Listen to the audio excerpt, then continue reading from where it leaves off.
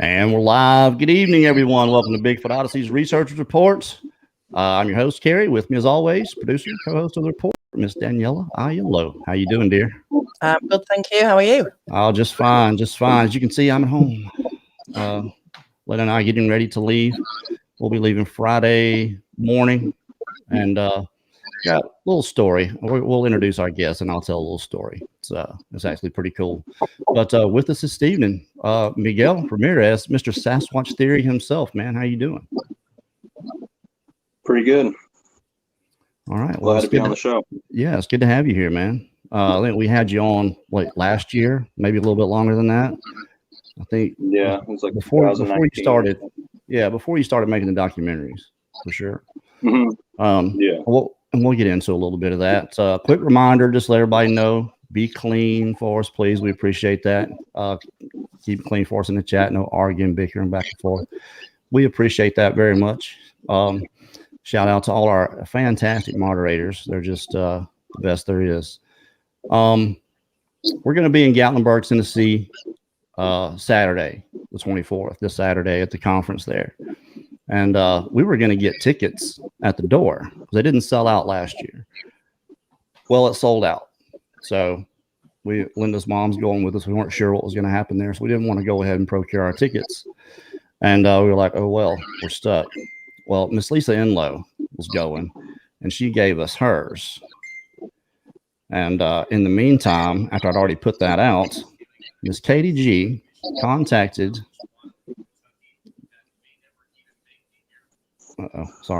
Miss Katie G contacted the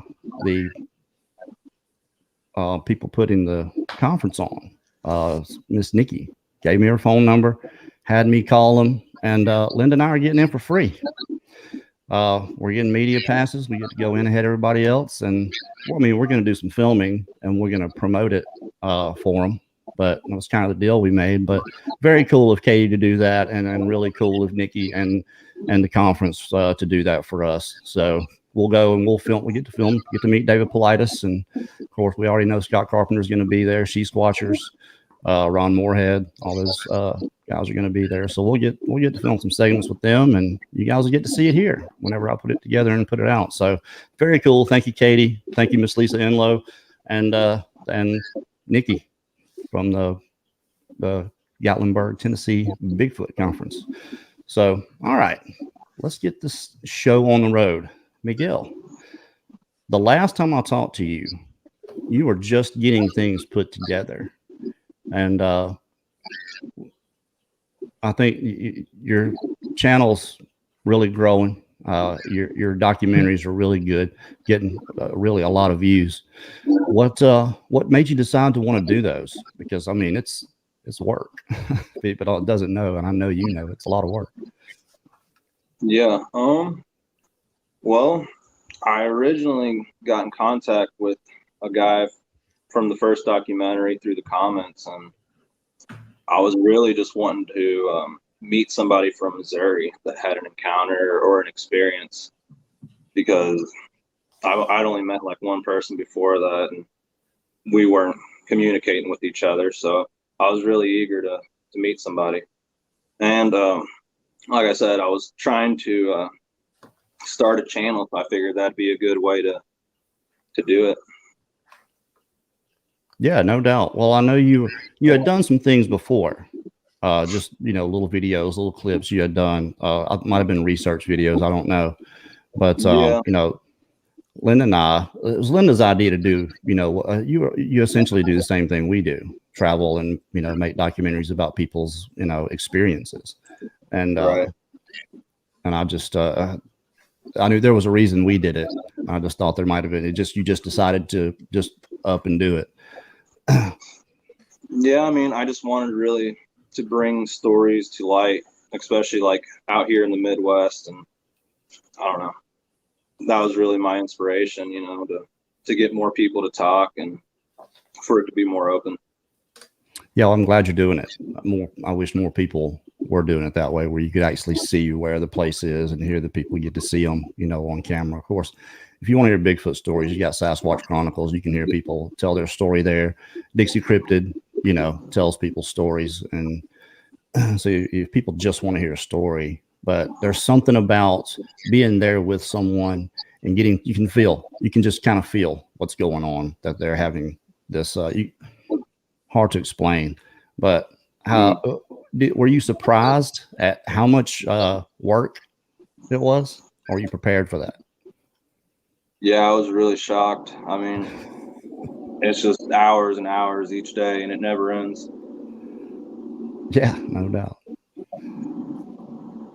But yeah, it was a multitude of reasons why I started the channel, really. I mean, there's a lot of reasons, but mainly I love to film anything outdoors, and I don't know, I love anything Bigfoot, and I really like to hear the stories. And I think it's important for people to hear them too. Well, I know there were a lot of people that were excited to see you on here. We were reading through the comments before we ever got started, and there were several. Barry Browning had one. Dale had one. They just thought it was cool that you came on here. And I can't tell you how many people have sent me the link to your stuff saying, man, you really need to check this out. Like, yeah, man, I'm a subscriber. I got you. Awesome. I've watched it, but it is good. Thank you. Yeah, I think to me, it's better than what we started out with. It's almost like you knew a little bit more about what you were doing than we did. We just got our cameras and drove and went and filmed something the way we thought it should go, and then came home, and then 6 months later we put it out. So I don't think it took you that long, but I knew you were talking about doing it, for a while. Yeah. I had practice with like putting hunting videos together, so I was familiar with the editing process and with my camera. So I kind of knew, what I was going to do going into a situation. Yeah, no doubt. I don't know. I know you've had some experiences, Daniela. If you want to get into those, give me just a second. Yeah, I'm just going to put the chat in slow mode. I've just realised I didn't do it before, and I think it's going a bit fast for people. So just give me 2 seconds to do that. There we go. So have you had any encounters yourself, Miguel? Have I had any encounters? Mm-hmm. Yeah, I've had a few. So what's your most intense one? My most intense one would be the ones that I told on Bigfoot Odyssey in 2019, but that was when I saw a Sasquatch off the driveway road, which I live out in the country. And then I saw a juvenile about 3 weeks after that. So, I mean, it was a pretty close encounter. I mean, it was 30 feet, Come on, man. You got to give it to us. What happened? Give us some detail. Let's get into it. Yeah, we got 52 more minutes to finish. Yeah, and I know you've told it before, but maybe new people coming in haven't heard it, and it'd be good to, go over it again, if you don't mind. Okay. Basically, I was spending a lot of time in the outdoors, and I was walking the property, and one day I pretty much was getting back to the house after looking for edible mushrooms, and to my left I saw a black mass, and I didn't really think much of it. I just kept walking, and that black mass stood up, and the creature was probably about, I'd say, 6 to 7 feet. It was jet black. He had some white on him, like with 2 white stripes going down his back, kind of like a skunk in a way. I guess that's the best way I can put it. And he had a little bit of white on both of his calves. And the way he got up and walked away was identical to the Patterson-Gimlin film. I mean, when he was walking away, he looked at me like, I don't know, I'd say 2 or 3 times. But, I mean, it happened so quick. Once he got into the thick brush, he just disappeared. And this happened in July, so it was really thick out there.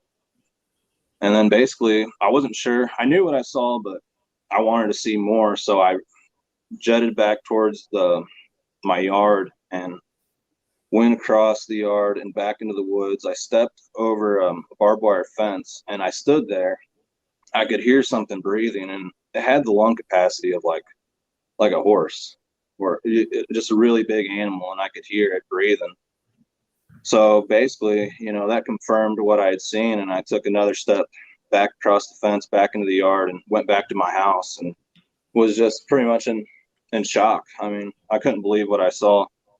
So after that, I was exploring the property even more, and I started taking my camcorder out there every day, and I tried to film anything I saw, and that was horrible. I mean, the footage was horrible at that time. Everything was just shaky because I didn't know what I was doing. And basically about 3 weeks after that incident, I went out there and I didn't have my phone or my camera. And I was actually on the other side of the driveway, which it's a fairly big driveway. There's a lot of forest around the area. And I saw what seemed to be like a black mass. I thought it was a turkey or maybe a hog. And then finally, when I got a good look at it, it hid behind the tree. And let's say this is the tree. It slowly went behind the tree, like in slow motion. All I saw was black. So I was staring at that tree. I didn't take my eyes off of it. I don't even think I blinked in that time. And then all of a sudden, he just stepped out from behind that tree, and he wasn't looking my direction. He was kind of just postured up, I don't know, like a statue. And he looked around like this, and when he caught that I was staring right at him, his eyes just went, they got really big. And he shot down super fast. I mean, the speed of it was just insane. I mean, it was so fast. Like, if you would have blinked, you would have missed it. That's how fast he moved. And there was no sound. You could just see like the little, the underbrush kind of moving after he ducked down. But he didn't go like left or right of the tree. Once he ducked down, like that was it. He was gone.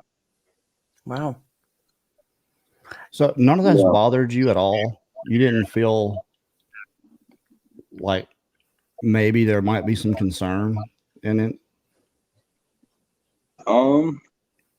Not really, because I mean, at the time, I was just in a rough spot in my life. I was always alone, so I kind of found that interesting. I was always hunting, like getting lost in the woods just to get away from people, So to me, it was interesting, and I'd watched like, I don't know, Sasquatch Chronicles for years. So I was kind of aware of it all. I was prepared, I guess. What about before then? Do you think that they had been out there and you just didn't know it, didn't recognize it? Yeah, because I don't know, it was probably like 5 years before that incident in that same area. I was hunting a little spot, like a drainage ditch. That's where all the incidents happened. But I had a chair there, and I went back the next day. There was no storm or anything, and the cedar tree right next to that chair was snapped about 7 feet high, just like a clean snap. So I thought that was odd because I was just there that night and went there that morning. There was no storm. So, I kind of laughed it off as Bigfoot. But I mean, there was another incident before my sightings.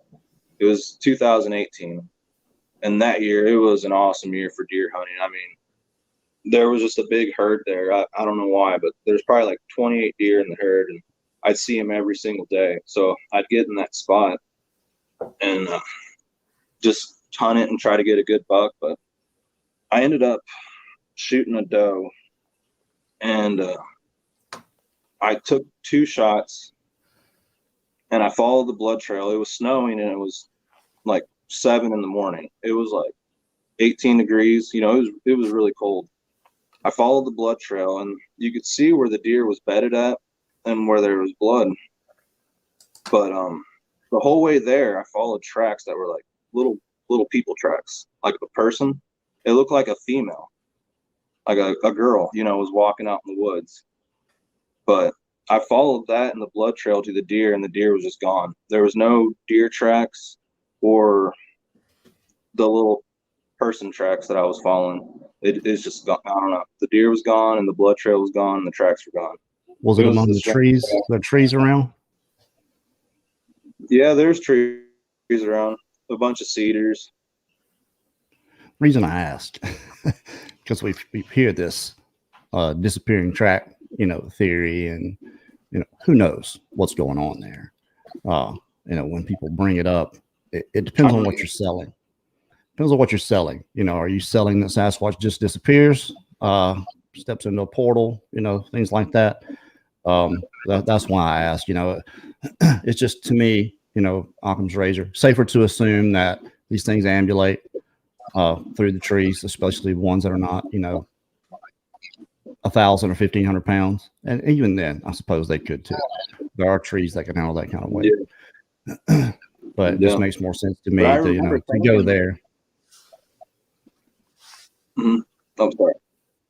It's okay. I remember thinking, what in the world is a girl doing walking barefooted in the middle of winter at 7 a.m. during deer season?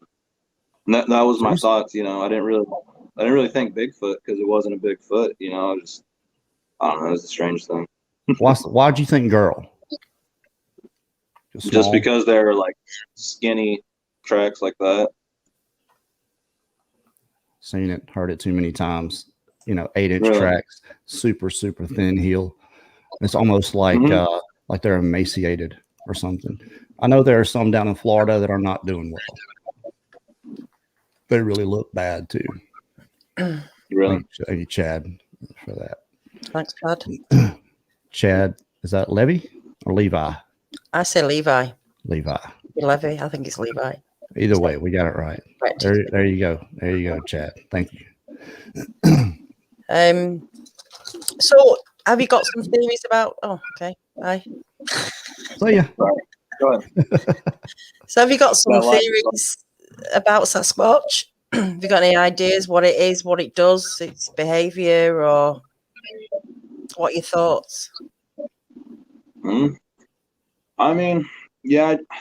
I'll tell everyone flat out right now. Yeah, I do think there's a paranormal side to Bigfoot or spiritual side, but I'll get to that later. I also want to say I do think that they're living out there like naturally, like any other creature. And I don't know. The paranormal side is I just think they're extremely fast. Like how I was telling you guys about the juvenile, how it ducked down extremely fast. Like it's so fast that it appears to be supernatural. So, I mean, that's kind of what I think. But yeah, could absolutely be the case. I think they're living out there. And I mean, I don't know about the whole portal thing. I have seen the orbs, but I just think they're really fast and you don't hear them when they're moving, and they're super intelligent. Yeah. I think we could all agree on that much. Why Sasquatch theory? How'd you come up with that name? Because even if you're like the biggest skeptic and you think it's complete BS, or you've actually seen the creatures, nobody really knows what's going on. When it comes down to it, I think no one really knows. And that's kind of how I came up with that name. And I used it on your show. I typed it in real quick and it stuck, I guess. Yeah, no, I just I guess when I watched what you were doing, I was like, well, he's gonna come with some theories at the end.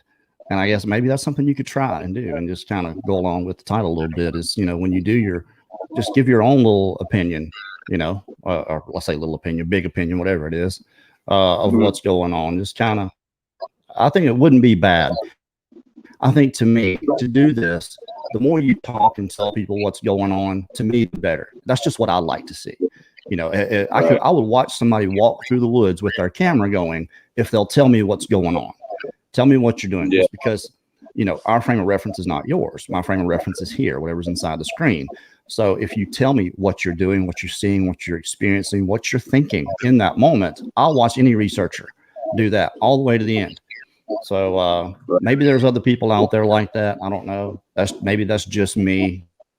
I'm a different animal. Guarantee you that. So yeah. Thanks. That's just like. Thanks for that. Yes, thank you, Mike. Appreciate that, buddy. Long Island Bigfoot was another one.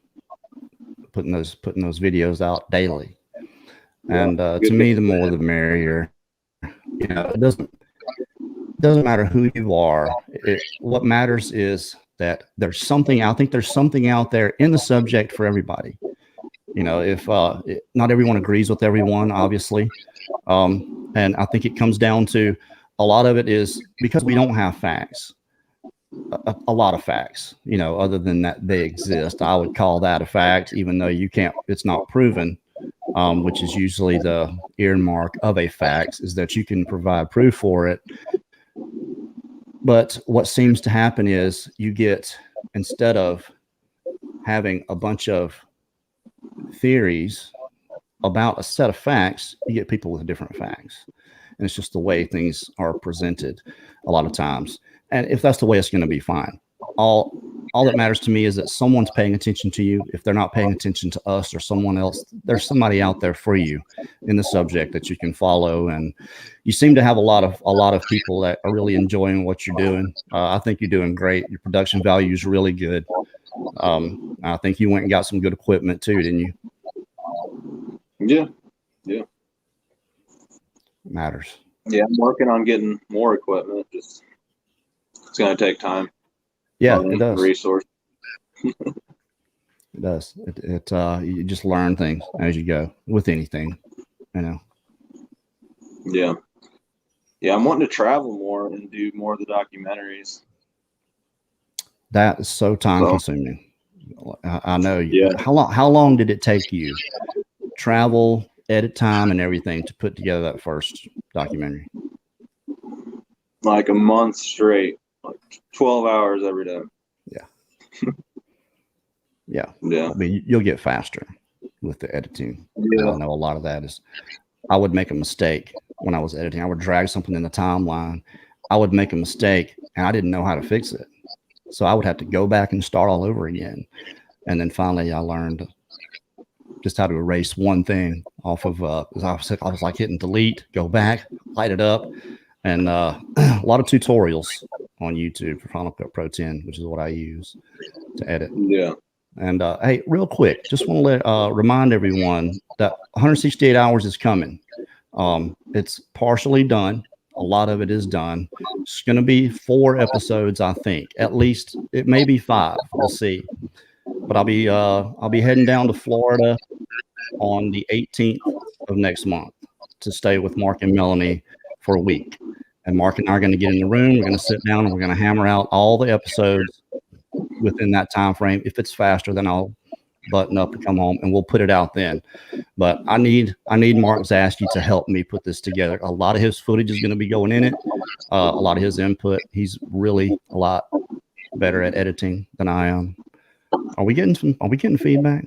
Yeah, I can hear it quite a lot. It's just because there's no headphones, probably. Oh, just yeah. Speakers, so we can hear it. That's all. That's what it There is. is mic coming through. Okay. I have headphones. You want me to plug them up? Yeah, if you got them, plug them up. We'll see. Okay. And yeah, just reading the comments here, just a lot of people. I put one up. I forgot who it was. Someone said, I love this guy's stuff. So you're really getting the attention you deserve, I think. And if you haven't gone and checked out Sasquatch Theory on YouTube, go there now, subscribe, and check out what Miguel's putting out. It's I'll put it up there ahead of the first documentaries we did, just production value wise. Oh yeah, that's much better. Yeah. Okay. Excellent. Let's cut it out, isn't it? So you're researching as well as doing documentaries. Going out, I mean, are you gifting or anything like that? Have you done anything like that? Yeah, I've been going out all the time. I haven't had too many interactions lately. I mean, I find stuff, but I don't know. It's more structures and weird things. How do you feel about those? Do you think that's kind of ambiguous? Do you think that's absolutely them doing that? What do you think about those? What's your theory? Yeah, I mean, I personally believe that is them doing that 100%. I think if there was an equation to it, I would kind of lean more toward that there has to be something else to go with it, not just having structures. Maybe there's sounds, there's tree knots around, there's maybe footprints, you hear things, you've seen something. I think if you can have something to go along with it, at least to tell, Well, hey, this is what I've experienced and this is what I've discovered. To me, it just lends a little bit more to it. Christopher Noel had a really good take on it. And I can't remember what it was. Maybe I can find it. and that's my thing. The only places I find structures is the only places I have activity. So that's why. What do you think about the structures? What do you think they're about? I think they're like a language. Like, for example, like a triangle can mean many things, like friendship, or I don't know, maybe it represents their clan, their status. Obviously, I don't know, but that's what I speculate. Think it's for us or for them? I think it's both. Really? If they accept you, I mean, if they're trying to interact with you, they'll leave you stuff. But I think mainly it's for them. See, I always had interactions, but I didn't know what I was interacting with, and maybe they thought I knew. It's my contention that that they did think that I knew, just because of some of the things I had done back to them. But you know, we can point to hundreds of different experiences that we've heard on here, where someone came in and said, "I didn't know this is what this was until I heard it here, or until I heard someone else say it there, that this is what they had seen or felt," and it's almost like it's almost like an epiphany. Like it just comes to you like, oh crap, you know, maybe I need to be paying. To me, that's gold. That's the best stuff, is that, because it's that, not just that we always say that sudden moment of realization is not good. That you realize at all, to me, is amazing. It's fantastic. It's the greatest thing. And you get people that are putting stuff out there like you're doing, that's convincing. That's the key to it. I think, is to put something out there that people can look at and say, okay, I believe this person has had an experience, and then maybe it'll be in their head next time they're in the woods. You know, so Yeah, exactly. wow. Thank you again. Time is now. Yes, thank you again. Finally making a live show. So glad you made the live show. The time is now. Definitely. This is just interesting. I'm just going to put this up from Jody. If they have mind speak, wouldn't they know if you knew or not? What's our perception of mind speak? What's our perception of like these things that possibly Bigfoot can do?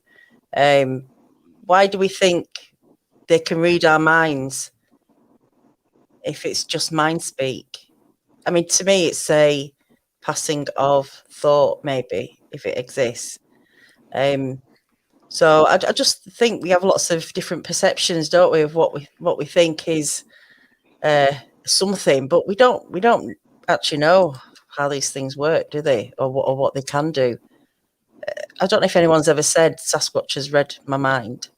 I don't know, Jody. I don't know if you should be able to equate the two. Like you said, Daniela, if you, just because they can speak to you doesn't mean they actually know what you're thinking. Maybe they do, and maybe that's why they're, you know, so elusive and, you know, able to stay away from us so well. It certainly would explain a lot. But you know, there's so many different camps in this when it comes to that stuff. There are even sub camps of people that think mind speak is something, you know, more or less than what you know, the general theory is on it. So can they read your mind? I think if they could, that they would talk to more people. That's just, maybe I could be wrong about that. I just think if they knew, you know, a person's thoughts, that maybe they would, you know a person's heart a little bit more, and maybe I think they, I mean, I don't know, but I think they can pick up on intent, can't they? I mean, I don't know. I'm just saying it feels like they seem to be aware of intent, whether you're either scared or ready to fight. I'm guessing that's the kind of... We can do that. Yeah. Like I said, I know when Linda's mad at me, she ain't gonna say nothing.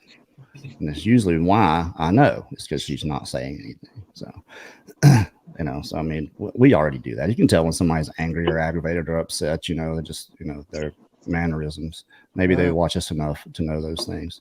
But how about some questions for the second half? We'll do that. If you guys want to get your questions together for Miguel, Mike Shall I say Singletary thanks again. Mike, getting double. While you guys are getting your questions together for Miguel, make sure you put those all in caps for us too. Thank you very much.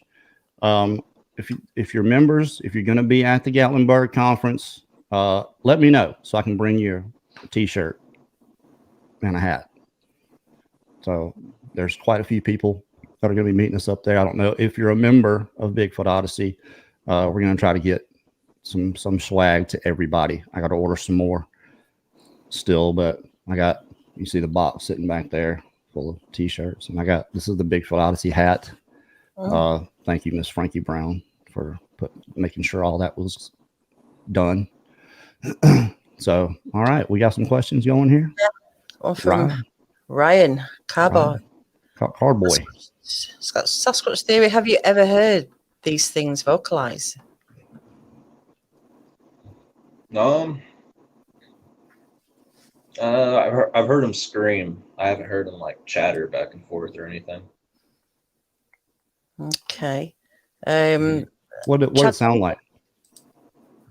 The scream? Yeah, it was like a metal vocalist. It's the best way I can describe it. Right. Robert Plant?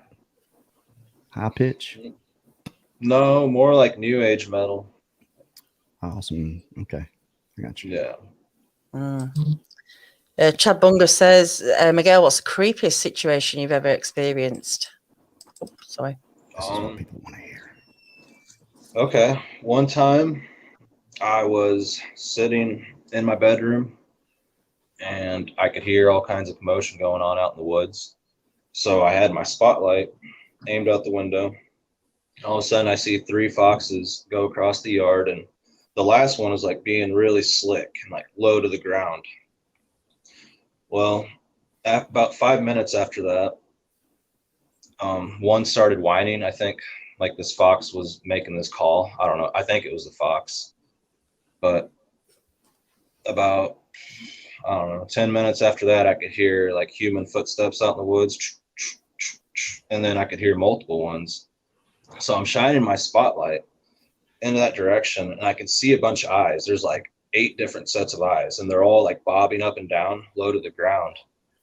And I'm shining my spotlight, but it's only penetrating like the beginning section of wood, so I can only see the eye shine. I can't see like any outline or any body. But all of a sudden, one of the eyes goes up to about like 7 feet, like it rises like an elevator.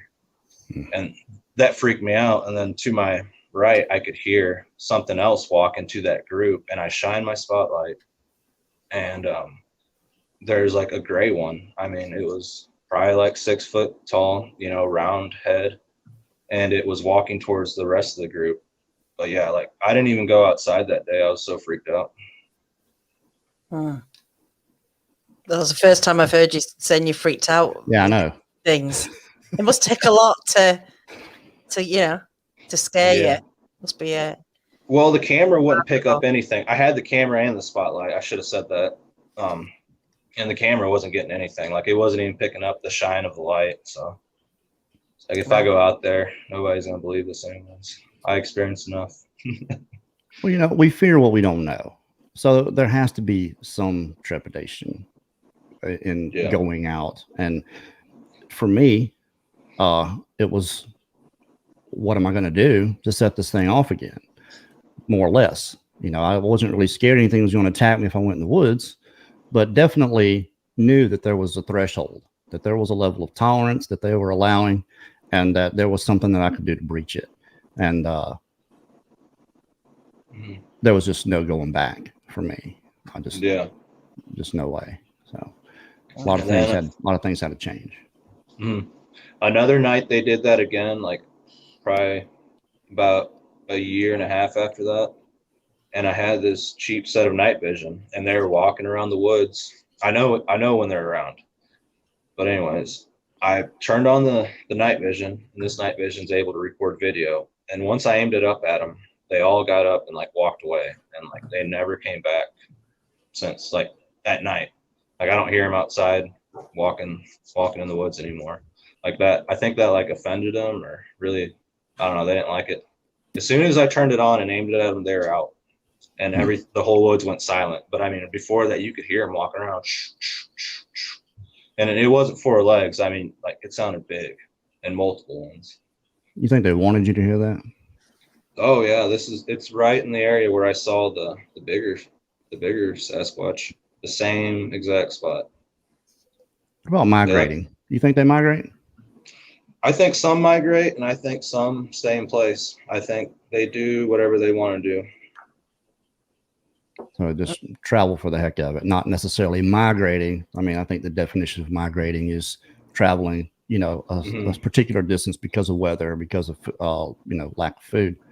But I just wonder how we could know. You know, I hear it all the time, and I think what it would take to actually know that. And then people say, well, when I go out of my research area, they're just not around.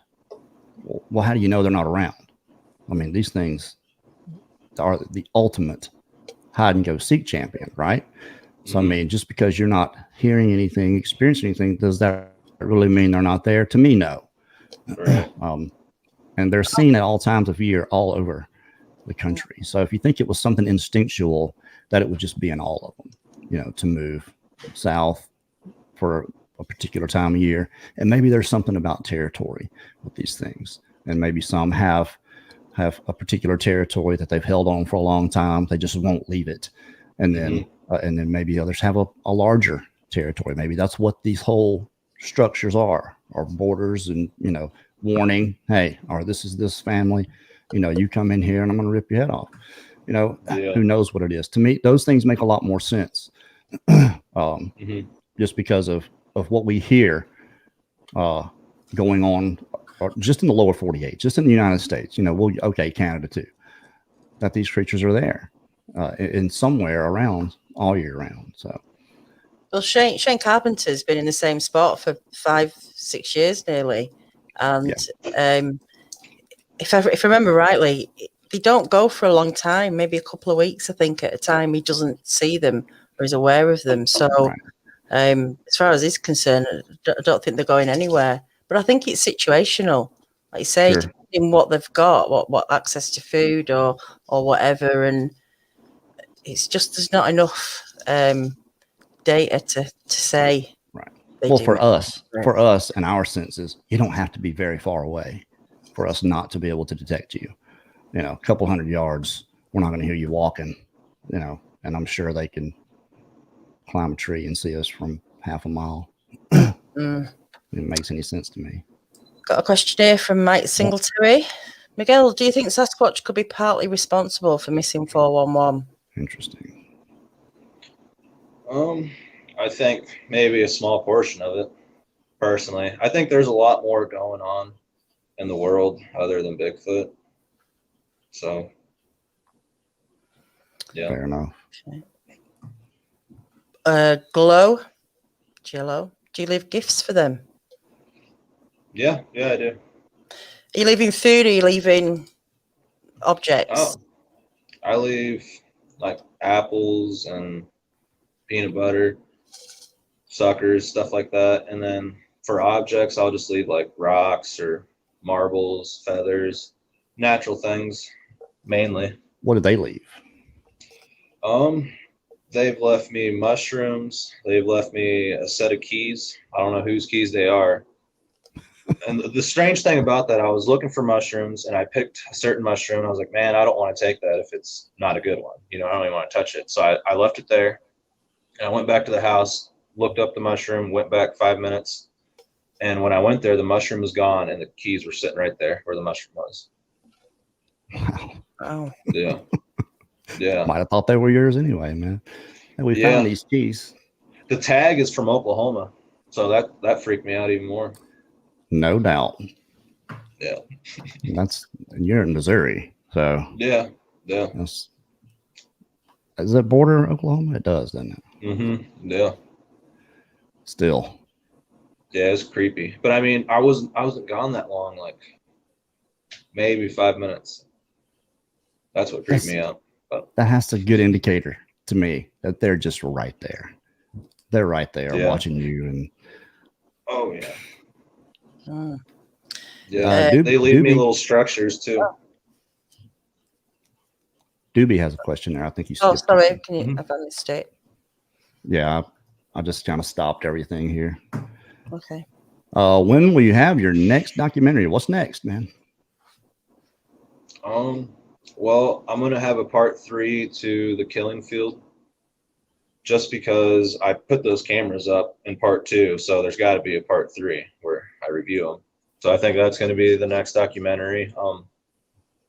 I'd like to have more people that want to do documentaries, but that's tough to get people to get on TV. Yeah, who you telling? Yeah, you already know. Absolutely. You know, we were pretty fortunate. We had reached out to so many people, and you know, now having the show, and we're really getting, really getting contacted now by a lot more people wanting to come and tell their story. That they see people on here not showing their face, and I think, you know, it's been said that people should be fully transparent, to be able to come out, to show yourself, to tell the truth. And I don't think that's fair, because we're not all equally situated. You have to look at what they did to Grover Krantz. Grover Krantz did this for 30 plus years. And when he died, he was still trying to get tenure. So that's kind of a good example of what can happen. You know, certain jobs, people think you're crazy if you say, I've seen this and I know what I saw and this is what I heard. And so I don't think it's fair that you should say someone should absolutely show their face and say their name, because again, we're not all equally situated. What we really need are people just telling what happened. It doesn't have to be the most epic, you know, Sasquatch encounter ever. It doesn't have to be anything unique, really. What happens is someone watching this. The reason most people watch things like this is because they want to hear something similar to what they've experienced. And to me, to get that confirmation, to make someone feel comfortable, more comfortable with what's happened to them, and not drive themselves nuts trying to figure it out. Someone else has heard it. They saw this thing and saw something that someone else heard but didn't see. Is just that's the thing we're here for, is to help other people with that. And I think what you're doing, you know, with your documentaries is exactly the same.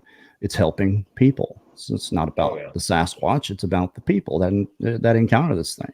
You know, Sasquatch is not watching this. Right. I don't think they are. They might be. Yeah. You never know. It's a good point, though, isn't it? We focus so much on Bigfoot and forget about the people that are experiencing it, and you know, we're closer to the people than we are to the Bigfoot. So it makes sense to focus on them, I think, as much as we can. Yeah, I agree. There, Miss Chris says, Kerry, remember I didn't want to show my face, and now I will.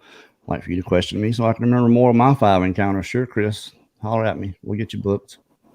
And if you want to come on the show and talk about your encounter again, you don't have to show your face. You got to put your real name out there. Email us, bigfootodyssey@gmail.com. Miguel, how far will you travel to do this? Depends. Come on, man. You gotta give us a little more. I would probably, I don't know, I'll go up to like 12 to 14 hours probably. Oh, that's a long way. Okay. So if anybody out there that wants a Miguel Sasquatch theory to come to your place to tell your story, sit down on camera. Oh, wow. I just hit the microphone cord. Where can they contact you? Sasquatch theory at outlook.com. There you go. I would really appreciate it. Absolutely. Well, I mean, that's why you're here. We're here to help you. And, you know, you give us a little bit of content. And it's our pleasure to push whatever you got. You know, a rising tide raises all the ships. So the more you get out there and help, the more people you bring in, it's just good for everybody in the subject. So. Right. The question, Shadow Time Writer. Have you had any dreams about Bigfoot or orbs? Good question, B. All right, this is going to make it non-believable for people, but I have never had one dream about Bigfoot. Even after my experience, I think about it. It's crazy. Do you normally remember your dreams? Yeah, pretty vividly. I just haven't had a Bigfoot dream. I don't know why. Seems to be all I have lately. It's got something to do with Bigfoot. It's not ever anything bad. It's just always there. Just the other night I had dreamed something. I was telling Linda about it. It was weird. It was the same dream. It was a continuation, like 2 nights in a row. Mm-hmm. And weird. I'm out at this place. It's like a resort in the woods. There's cabins all over, and it's like a wedding party or something. And I'm like, I always lose something in my dream. I can't find it. My car, truck is gone. My phone, I can't find. I got somebody else's phone. Weird stuff. But it was so strange. It was just one night I had this, and I was aware I was in the woods and that there could be Sasquatch around. The next night, same thing, same place, different happenings and goings on. But, dreams are fluid, pretty, for the most part. They change a lot, and these didn't. So I just thought it was kind of strange. Yeah. Mark, Mid-South Sasquatch. Rogue Sasquatch will, in my opinion, will take a human if cornered. I think any animal would do that if feeling threatened, a bear or any animal that can attack you. Especially a predator, yeah. Let me answer this. Mike Singletary carries my new shirt, 3XL muscular or regular. You should have gotten that by now, Mike. I think everyone's gotten their shirts we sent out already, so you should know. I don't know what muscular or regular means. I don't have a muscular shirt. I have no muscular shirts. Mine are all regular, I guess. So it's stuck in, maybe. Yeah.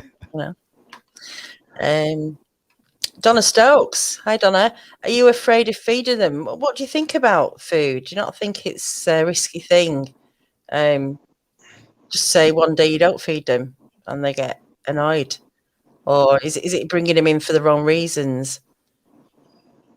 Yeah, the whole thing's risky, really, just being out there. But no, I've stopped feeding them for like months, like 3 or 4 months. I haven't experienced like anything change. I mean, yeah, I think it just depends on the group that's around. Yeah.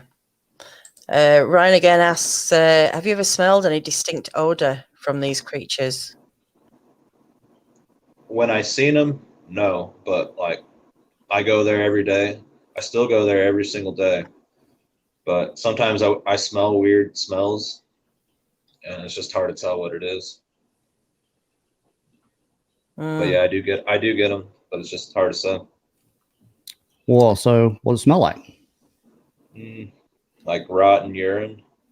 And it'd be like on a tree, because I'd be walking the trails in the road and I'd hit it and walk back, and finally I realized that it was on the tree. So I don't know if like they're urinating on the tree or wiping something on the tree, or if it's just like a fox or something, or a possum or something. I think they use trees differently. I can tell you down in Florida, Zasky, him and Melanie were going through and they were filming this. They didn't put it out, but I saw the B-roll of this. And this was when I was with Crypto Reality. They were going through a place, and Melanie's filming him, and he's like, did you crap? Did you just pass gas or what? And she's like, well, no, and he's just like, don't you smell that? And he turns around and looks, and right in the fork of a tree is, he said, Kerry, it smelled like a dude had taken a dump. That's how bad it was. Ours is probably worse than any other animal in the animal kingdom. Right. But he said it was sitting in the fork of a tree, and it wasn't a big tree. It was like a little 3 or 4 inch tree. And they filmed it. It was weird. So I don't know why they do that. Is that a warning, you think? I mean, that would definitely be a warning to me. Like, maybe we need to get out of here. Yeah. If he's that big and it just landed there, or did they put it up there? something to think about. Absolutely. No doubt. I just lost it. Mike again. I'm sure you don't, Mike. Chicken wings and fat boys. Somebody else sent me a message along with their size. It said "Body" by Budweiser.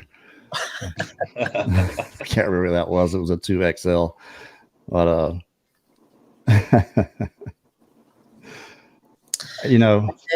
I'm going to be going down to Florida to do all that stuff, and we're going to be going through the archives of Crypto Reality. So maybe if I find that, I'll grab that to show to you guys on the show if Mark will let me have it. It's really pretty interesting. He didn't put it out there because he didn't think it was really relevant. I think at the time they were getting so much good stuff then when that particular area they were in, and I thought it was funny is what it was. It's really, really good comic relief.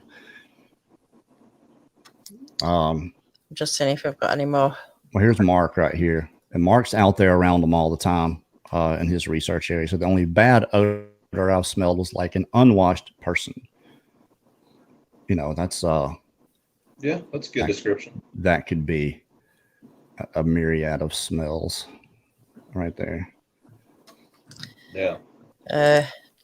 Dale P. I wonder if some Bigfoot skunks, and that's maybe why some stink. Maybe it could be a gland of some sort when they're panicking or feeling or trying to mark an area. I mean, like cats do. I don't know.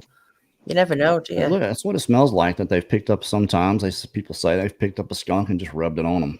Who knows? What I smelled for sure was old, stale urine and like a dish rag that was a week old.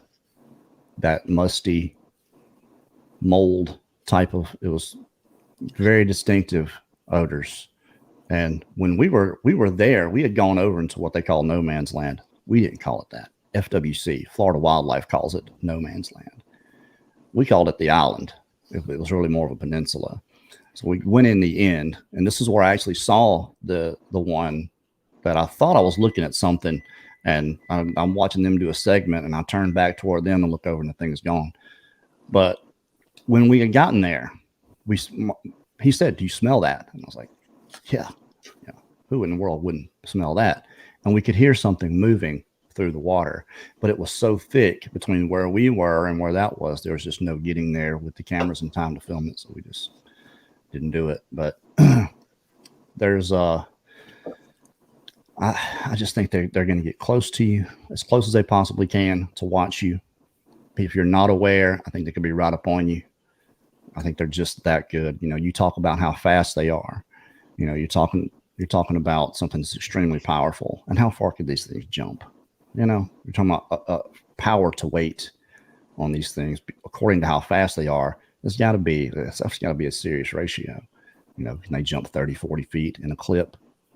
It seems like they'd be easy for me to understand why some tracks might just disappear, rather than to go directly to, there's a portal there that they walk through.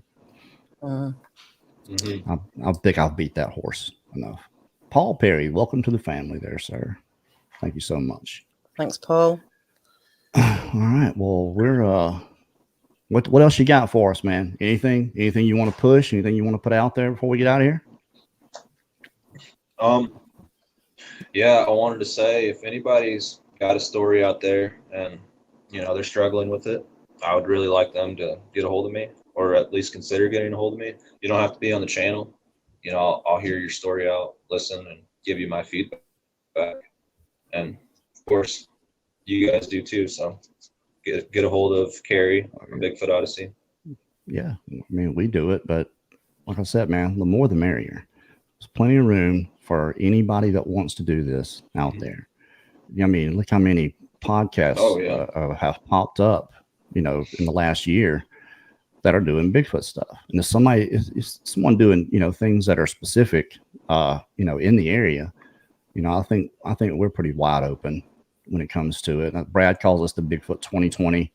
I think when we do the late show, and we do try to give, as much news and our own theories, and as little as I care about any of it, I still give my 2 cents worth, it's probably not worth that. So, And the more the merrier, I'll yeah. say.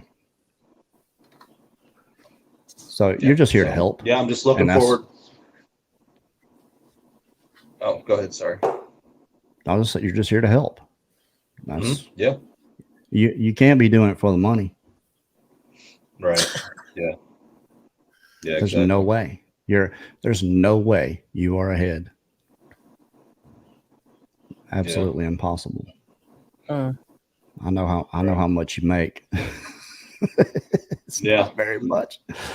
Right. YouTube has gone way down. Yeah, I agree. But yeah, I'm looking forward to making new content and hopefully some new documentaries. And I guess people are into that. So, well, if someone contacts us about doing something, or I think it's somewhere close to you, or that might be right up your alley, man, I'll send them to you for sure. Okay.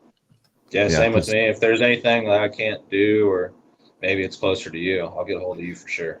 I'm so far behind. I got people waiting for me to come do their documentary now. So don't worry about us, man. I may shuffle a few of them your way since you're doing them too, and actually doing them better than we started out doing them. So here we got. Let's do this one more question from Nyanta Deshpande, our good friend from India. He said, "Could the tree breaks be from making a large sound as a show of strength or a mating call?" That's an interesting theory. Yeah, it could be. I mean, I think a lot of it's either they just like to break trees and, it's fun for them. And another part is aggression. I don't know, their attitude can change so easily. And I think, when they're mad, they'll rip a tree out of the ground. Absolutely. I mean, I think they climb up trees to look out, and if they're too heavy, they're just going to snap the branch, aren't they? They're just going to break these things. I don't think they're literally snapping them. I think they're walking up them, and the weight is quite possibly, the thing that's the time is now. Third time lucky. Thank you. She must be cussing. Are you swearing? Hitting that swear jar? You got stuck the button on the thing and you're accidentally pressing it, but we appreciate it anyway. Yeah, hit it 4 or 5 times. She did. Thank you so much. I'll tell you what, the time is now. Send me your email. I'll send you a shirt and a hat. Donna Stokes, you mean you're not all YouTube millionaires? Look, if we didn't have members, Daniela wouldn't get paid a nickel for what she does here. So it's a good thing. We appreciate our members that spend $3 a month to be members here and get the members only content. When's the next one? Do we decide when the next one's going to be? I'm going to wait till you get back. So probably the week after next, and I'll arrange for someone. Probably going to be a good one. Going to be a good guest. Okay. Yeah, we try to get really popular Bigfoot people to do and so far, we have Wes Germer and Vic Cundiff. Who's better than that, really? We are going to be seeing David Politis, Scott Carpenter. We get to meet those guys face to face. Linda's happy she get to get her 411 book signed, I hope. Well, she's got all of them, but I think she's going to bring her favorite one to see if he'll sign it, and hopefully he will. We get to play media and film the whole thing for him, so maybe we can get a little one-on-one with him and get that signed. But this is my last show for a while. Brad's going to be on here Friday night at 9:00 with the late show. Texas Jack is coming back. Him and Matt Larson from Central Florida Bigfoot are going to be here doing that. Matt's going to stand in. So shout out to him for doing that. Thank you so much. Sunday Encounters is going to be Styles Howland. And you got those pictures. This is the guy that saw the one because he watched us, because he was aware. He was able to take some pretty good pictures of a Bigfoot laying down, picking leaves. And you can see the arm. And the second picture, you can see the arm angle moved. You can see the hair hanging down. It's pretty good pictures that he got. He tried to get video, but it didn't. It didn't come out right. I'm going to try and blow them up a little bit as well. Okay. Sunday. So just want to say thanks to Long Island Mike again. Thank you. And Diana Oh, Kiln. Thank you. Conklin. Sorry, I've got glasses on at 2:00 in the morning. Diane Conklin. Appreciate that. Conklin. Yeah. Thank you so much. Hi, Miss Diane. Yeah. Mr. Lighthouse. Sip sticker, £5. $5. Thank you for that. Well, so I think that's it, right? You got anything for Hidden Existence coming up that you want to? Yeah, on Saturday, I've got a guest from the UK who was harassed for 6 months by some cryptids, some Bigfoot. Wow. It's an interesting story. There's a lot of detail to it. He did a lie detector test. I know that can mean nothing to some people, but he's a very genuine guy, and he had a lot of trouble, and he's coming on Saturday to tell us all about it. Well, awesome. So we got Friday night late show. Texas Jack's going to be coming back. That's going to be with Matt Larson from Central Florida Bigfoot. Saturday on Hidden Existence at is that 6 Central? 6 Central, yeah. Yeah, 6 Central PM. The 6 months worth of encounters. That's wild. And then we're going to have Sunday encounters with Styles Howland. So that's what's coming up. We're booked beyond that, but we won't announce those. Our next members only show is going to be probably the Saturday after I come back, maybe next Saturday, maybe the Saturday after. We'll figure it out anyway. We'll give away some more t-shirts. And again, if you're going to be at the conference and you are a member, email me your shirt size and which one you want, what color. All right, Miguel, thank you so much for showing up here, buddy. Make sure everybody go subscribe to Sasquatch Theory. You won't be disappointed. Great show, Daniela. Thanks, everybody. Y'all take care. Good night.